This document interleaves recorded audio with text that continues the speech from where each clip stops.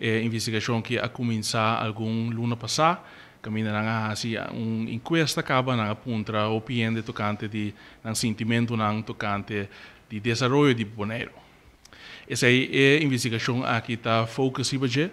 Nós sabemos que Bonaire agora aqui tem período de crescimento rápido. Se você mirar a quantidade de turistas que tem na Bonaire está crescendo seguro, mas também a quantidade de habitantes que tem que está vindo em Bonaire, mas também o desenvolvimento que tem seguro de construção também na isla. Pode mirar que de toda forma Bonaire tem desenvolvimento rápido. Essa aqui seguro tem um bando positivo, porque cria trabalho, é só para a minha entrada para nossa isla, e com essa aqui também nós conseguimos invertir em outra área, de, por exemplo, de infraestrutura e outra área de importância para a nossa comunidade. Pero, com eles também tem esse reto, esse reto seguro para que o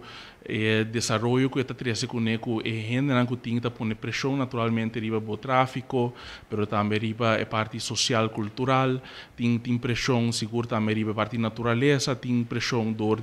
crescimento que nós estamos conhecendo. E esse aí está algo que toca ter uma preocupação se que o governo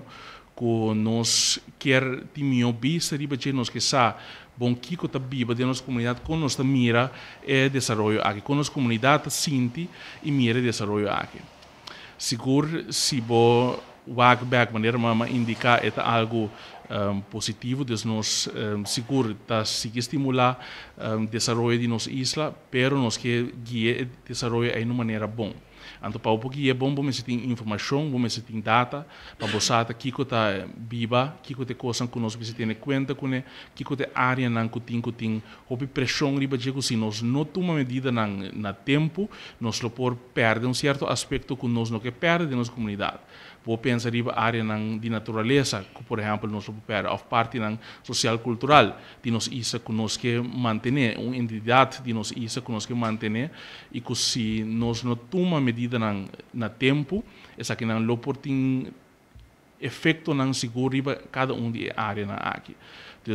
pensei para o governo também é importante para nós saber que o sentimento não que viva com nossa comunidade, mira desenvolvimento aqui.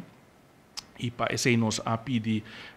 World Bank para fazer onderzoek aqui para nós, onderzoek riba que tem capacidade que Bonaire por carga. Riba diferente aspecto não está aqui na luta uma explicação mais ampla de esse,